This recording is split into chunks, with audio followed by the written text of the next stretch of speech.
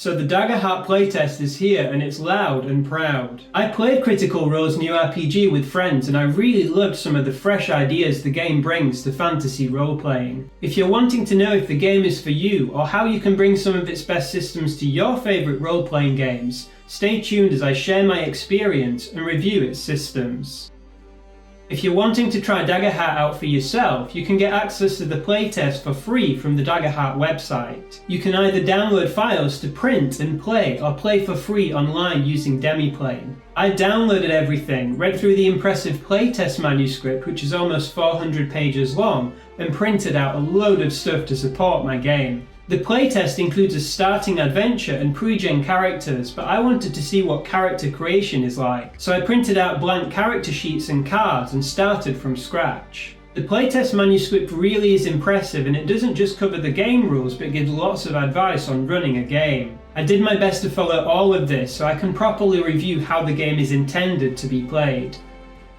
For my playtest game, I helped my friends make their characters and we all really loved the character creation in Daggerheart. Every class has a unique character sheet, and together with the character creation guide and the cards that come with the game, my friends found it easy to build and represent their characters. This is particularly impressive as one of my friends had never played an RPG before, and even she found it easy to build her character and had a lot of fun while doing it. The character sheets are really well put together and they make it easy to build your character and also level them up, but we'll look at that later. Character creation includes a section on building the connections within the group. Without any real input from me as the GM, going through this step together led to my friends building a cohesive story as to why they were together, which eventually led to the narrative for our game. I found this really helpful as it negated the awkwardness that you can get if you start a game without connections being established beforehand.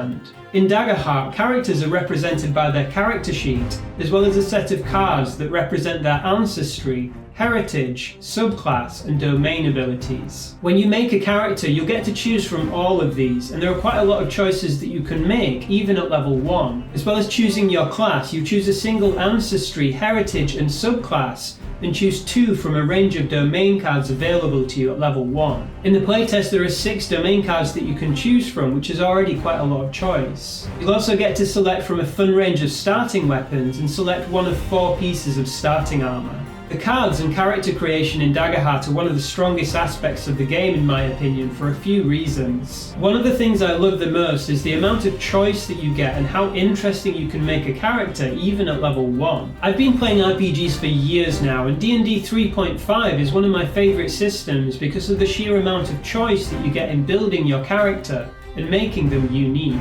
Daggerheart really excels in this. Compared to D&D 5th edition, you get way more choice at level 1, as in addition to your class, ancestry and heritage, every character gets to select a subclass at level 1 and gets to pick 2 from a range of active or passive domain abilities. You can really customize a character and for example make a ranger that leans more into druid type spells, or a rogue that leans more into spellcasting. You get the same number of cards regardless of your character class, although some cards include multiple abilities like the Codex domain cards, each of which includes 3 unique spells. This is a really strong point about the game for me. I typically find playing martial characters to be boring in D&D because there's just not much choice, both in terms of character customization and what you can do on your turns. In Daggerheart you can play a martial character that's fun even from level 1 with access to specific abilities that you've selected for them. Starting weapons and armor are also really interesting. For weapons you get to select a primary weapon and a secondary one. Weapons are available that deal either physical or magical damage even at level 1. The selection includes weapons that are tied to every character trait, and some weapons have interesting features such as affecting trait values or letting you make multiple attacks. Even secondary weapons are interesting. You can pick from a shield, dual wielding options, or fun options like a grappler or whip. For armor there are 4 choices and you can customize your characters to either be harder to hit or easier to hit but better able to reduce damage from attacks that do hit you.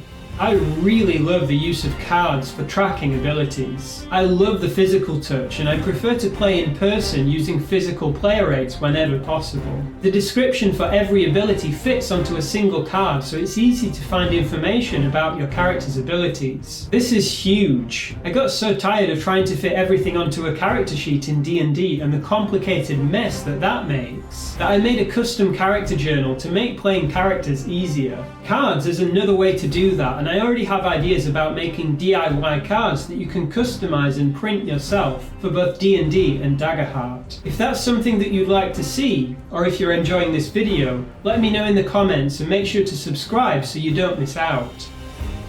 Daggerheart describes itself as a heroic, narrative-focused RPG with a focus on combat. Rather than the GM forcing in a particular narrative, the emphasis here is on having a shared narrative, where every player has a hand in building the world and the narrative. Not just in terms of describing the outcome of actions that their character takes in the world, but also describing the world itself and filling in details. The GM is advised to constantly ask questions of their players. Rather than fully describing a new area that players come across, the GM is asked to only go so far and then ask players to fill in the details by asking questions like, what interesting feature does this room have? I prefer running sandbox games, minimizing prep wherever possible and making my games emergent, focusing more on character backstories and motivations than overarching plot. Needless to say, I was really excited by the type of role-playing that Daggerheart aims to enable, and while I had some teething problems adapting to it, I really loved this style of play. In the game I ran, I intentionally went in with no prep other than having prepared a series of very high-level prompts, and I didn't even need those. While my players made their characters, I noted down some details that they were sharing with the other players about their characters and their motivations. With their characters built, I just asked 2 questions to kickstart their adventure. Why are you together? And what kind of adventure do you want to go on? I purposefully left this vague and just provided the same set of high-level prompts for each question. These were things like retrieval, exploration, extermination, negotiation, and protection. High-level prompts that could be interpreted in many ways and support many different narratives. By simply asking these very basic questions, my players constructed a cohesive narrative as to why they were together and what their current goal was. To retrieve an item that was part of one of that character's backstories and which had been stolen by that character's rival, which was also written in their backstory. I find this literally magic. The story wrote itself. No prep needed, just player and GM imagination and access to the adversary list to build some encounters. Another benefit of this system for me was that it let me explore things that I typically wouldn't. The narrative in our game was far more tongue-in-cheek than I'd normally go for. You see, my player's rival was none other than Dogs McStuffin, a talking Chihuahua wizard. As our narrative unfolded, it came to be that Dogs McStuffin had been using mind control to set up a religious cult and establish himself as the great Dog Emperor. I tend to run more serious games and I never bring up a narrative like this of my own accord, but I had a blast with it and so did the players. Involving players more in building a narrative means that they should enjoy it more, and I really love this. During the game, however, I found it a little hard to gauge when I should narrate and when I should ask players to add details. I feel that these are just teething problems and that both myself and players would quickly adapt to it and be able to run smoother games using the approach. One example of this is from a combat where a player used ice spikes to create a defensive barrier to protect a travelling merchant from a direwolf that was trying to attack it. I asked the player to tell me what happened as a result of their character successfully casting the ice spikes. They described what happened, but they then went on to tell me how, as a result of their spell, the direwolf's motivation changed and it no longer wanted to take part in the battle. I think even in Daggerheart there should be a line between the kinds of things that players and the GM can decide, and that players deciding adversary motivations probably crosses that line. Maybe this is something that should be discussed in a session 0 for Daggerheart. I'll try to remember to discuss it in my upcoming game with a new group. I really love the narrative role-playing aspect of Daggerheart, and I hope to bring it into more games that I run in any system. It reduces the need for GM prep, which is something that I'm always looking for, and it can lead to more rewarding experiences for players as they have a more direct input into the game. Combat is one of my favourite parts of any RPG. I love having a problem to solve and using strategy and tactics to solve it. Daggerheart isn't a crunchy system, so this isn't really its strong suit, but both my players and I did enjoy the one combat encounter we had. For my players, I think this is because of the interesting abilities that their characters had, even at level 1. One player started flying to better evade attacks, one created some ice spikes to use as a defensive measure, while the other used Daggerheart's version of Guiding Bolt, Bolt Beacon, to give their allies an advantage on future attacks.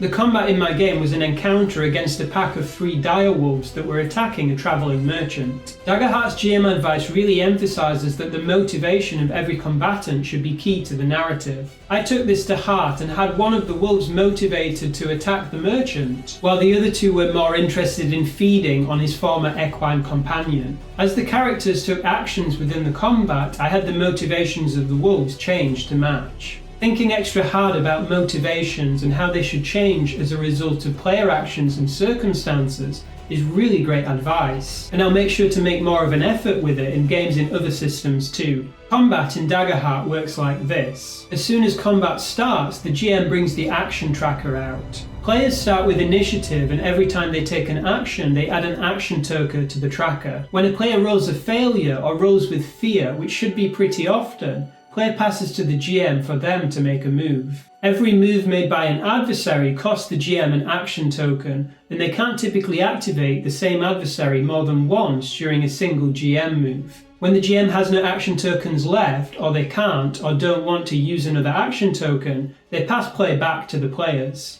Initiative for the players is freeform. Every time there should be a player turn, the players decide who gets to take the turn. If they want to, one player could take all of the turns in combat, while the other players take none. I don't like this aspect of Daggerheart's initiative system for a few reasons, and I've shared my thoughts on why in this video. There are some good things about the system on the GM side though. There's no need to roll for initiative at the start of combat, so you can better maintain tension going into the battle. If it takes a while for your players to decide who gets to take the first turn though, your mileage may vary. You can also easily match an action with a reaction. If a player fails their attack roll against a direwolf, for example, then in your GM move you can activate that same wolf to attack them back. Because of the fluidity of the system, you don't need to wait for that wolf's turn to come up, and you can just activate it immediately. This is nice, but you should make sure not to overdo it by placing too much of the focus on one area of the combat. I guess altogether my thoughts on the initiative system in Daggerheart are mixed. I think I prefer a slightly modified system where a player can only take a second turn after every other player has taken their first, while initiative is still freeform for the GM.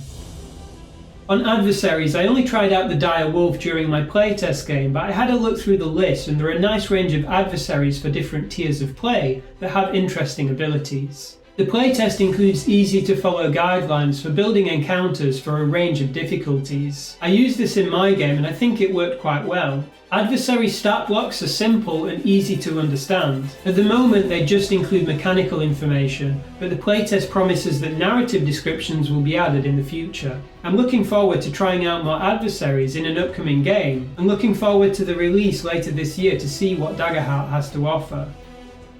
Daggerheart is asymmetric. While the GM rolls d20 dice to determine the outcome of adversary attacks, players roll what's called duality dice. This is a set of 2 d12s in different colours, where one of the dice represents hope and the other represents fear. Rolls can either succeed or fail depending on the final value rolled, and can be made with either hope or fear depending on which die has the higher result. Rolling the same value on both dice is a critical success. Every time a player rolls with hope, that is, the hope die has a higher value, they gain a hope resource. Players can use hope to improve future rolls or activate abilities. Every time a player rolls with fear, that is, the fear die has a higher result, the GM gains a fear token. The GM can use these to do a variety of things that increase the tension in the game, such as powering up adversary attacks, or bringing new adversaries into combat. I like this system. For players, it's nice that something good can happen even if you fail a roll, and hope is an interesting resource that you can use for a variety of things. For the GM, while you can always choose to build tension without using fear, the fact that fear is a specific mechanic in the game means you can do this in a way that your players shouldn't take offense to. For example, you can argue that you didn't introduce a new adversary into a combat just to punish the players. You did it because the players rolled a lot of checks with fear, and that was the result.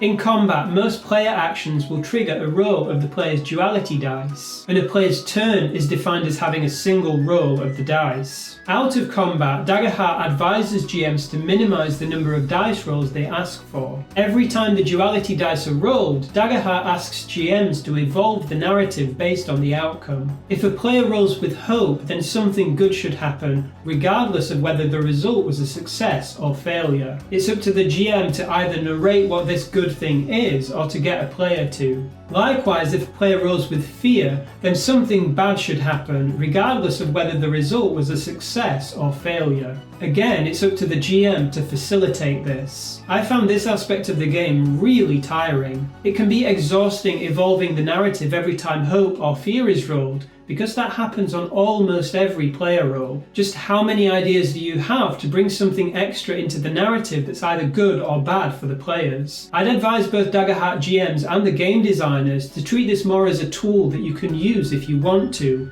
and not as an explicit expectation on the GM. Sometimes you might just want players to trade blows with adversaries without evolving the narrative with every roll. I think it should be fine to do that, and I don't think you should feel like you're doing something wrong if you do. If you're GMing a game, you might want to talk to your players about expectations on this. If you're a player and you want to be kind to your GM, then understand that this can be really tiring, and avoid asking questions such as, "What else happens?" after every roll.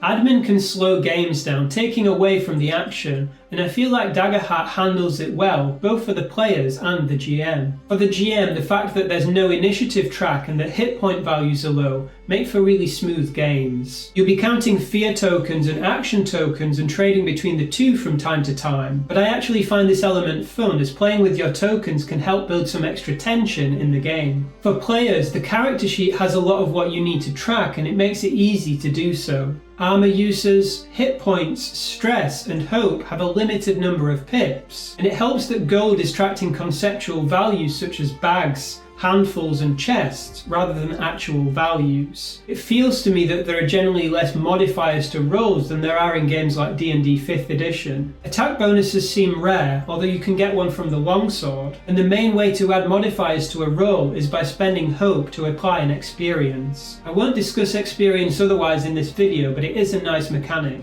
There are a few abilities that can only be used with a specific frequency though, such as once per long rest. It would be nice if trackers could be added to the cards that have these abilities to make it easier to track whether they're available or not. This is what I've done for D&D class abilities in my print-at-home products, and it can really make it easier tracking your character's abilities. It's really nice that Daggerheart seems to have much simpler admin than games like D&D. This does perhaps come at the expense of strategic and tactical depth, but it makes for a system that's easier to learn and to play, which can only be a good thing.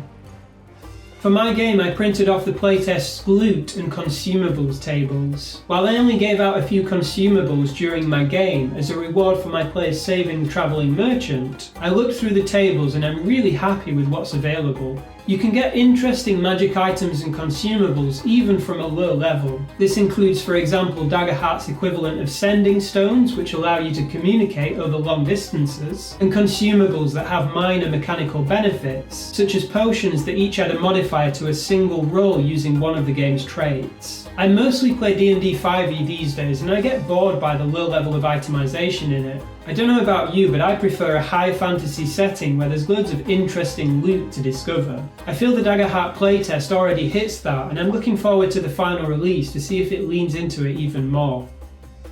While I wanted to take my players through a level up, we didn't get the time. I understand the system though, and I love it. Leveling up is simple, and players get a choice in customizing their characters as they level up. Every time you level up, you can choose two options from a range of options to improve your character. This includes increasing your traits, allowing your character to roll more damage dice, or making them harder to hit. You also get to select a new domain card from those available for your new level. At certain levels you'll also get an extra experience representing something that you've learned and become good at. There's a really impressive amount of customization here. If you want, you can focus on making a character that's hard to hurt, or you can focus on dealing more damage. Not just because of the class you've taken, or the armor or weapons you're using, but because of the level increase options and domain cards that you've selected. You can also multi-class in Daggerheart. When you do this, you get an extra subclass feature, and you gain access to new domains from which you can select domain cards when you level up. I love customization, so I really love all of this. I've always loved more freeform RPGs where you don't necessarily take a class, but you select from a range of abilities. Let's say comparing Divinity Original Sin 2 to Baldur's Gate 3, both great games. Daggerheart provides a really great level of customization, but it also makes it easy to begin by having classes in the first place. It also really helps that everything you need to know to level up is listed directly on your character sheet. This is great. Anyway, they're just my thoughts on some of the things I love about the Daggerheart playtest. What are yours? Let me know in the comments. While I really love the system, not everything in it is perfect, and I do have some constructive feedback about the game, which you can find here. If you enjoyed this video, please click that subscribe button. It would really help me out and help me make more videos like this one. Thanks for watching, and until next time, happy adventuring. Was none other than Dog. My player's rival. A few moments later. You see, my player's rival was none other than Dogs McStuffin, a talking Chihuahua wizard.